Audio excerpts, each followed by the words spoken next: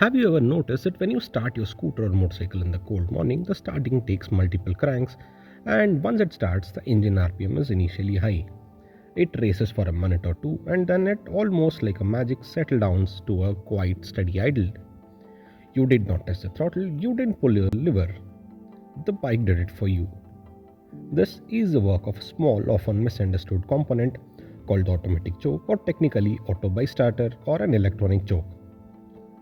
Most riders and mechanics treat this as a mysterious black box. They know it helps to start the bike, but they do not know how. In this video, we are going to have a complete teardown. We look at the construction physics and the precise fuel circuits that keep your engine running on a cold morning. Let's get started.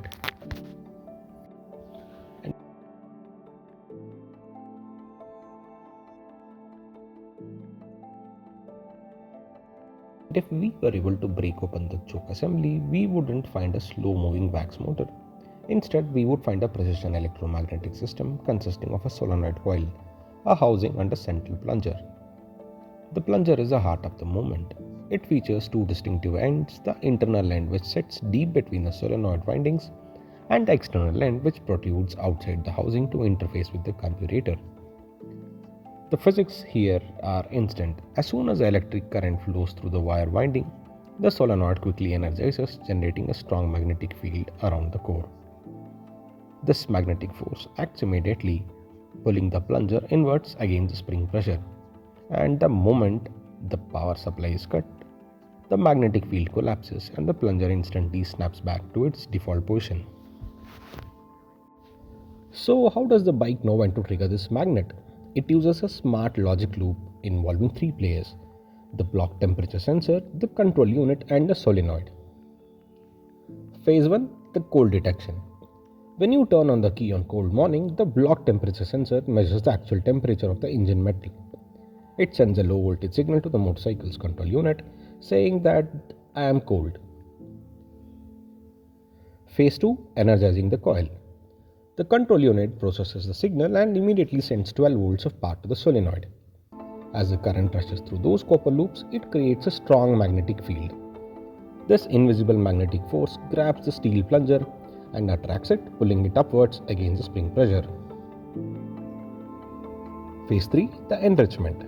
As the plunger is pulled up, it uncovers the fuel port. Extra fuel flows instantly and the bike starts effortlessly. Phase 4 is the cutoff. As the engine runs, the block temperature sensor watches the temperature rise. Once the engine hits its operating temperature, usually around 40 to 60 degrees Celsius, the control unit cuts the power.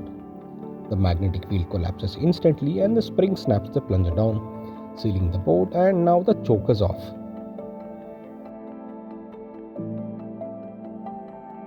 The first failure mode is a solenoid burnout. The primary reason for this failure is the solenoid coil itself. Over time, the copper windings can break internally or short out. When this happens, the solenoid fails to energize no matter what signal the ECU sends. The magnetic field is never created, and the plunger never gets pulled. The result? Bike becomes incredibly difficult to start on a cold morning because it never gets the rich mixture it needs.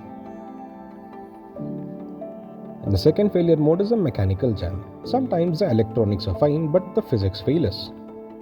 Old fuel can turn into sticky vanish or dust can enter into the housing. This causes the plunger to physically jam inside the bore. If the plunger gets jammed, the fuel passage remains permanently open. This leads to flooding. You will be dumping a rich mixture into the combustion chamber even when the engine is hot, killing your mileage and fouling your spark plugs. There is another failure mode, that's a sensor glitch. Finally, we can't ignore the input signals. Remember, the solenoid only does what the block temperature sensor tells it to. If this sensor fails or gets disconnected, it fails to send the cold signal to the control unit. ECU assumes the engine is already warm and keeps the auto choke inactive. You press the starter button, but the choke never engages. Whether it's a burnt coil, a sticky plunger, or a blind sensor, the symptoms are always the same. Either the bike won't start, a bike that drinks too much fuel. Understanding this logic loop is a key to fixing it. If you found this technical deep dive helpful, hit the subscribe button for more engineering breakdowns. Thanks for watching. Subscribe to Apex to Mark.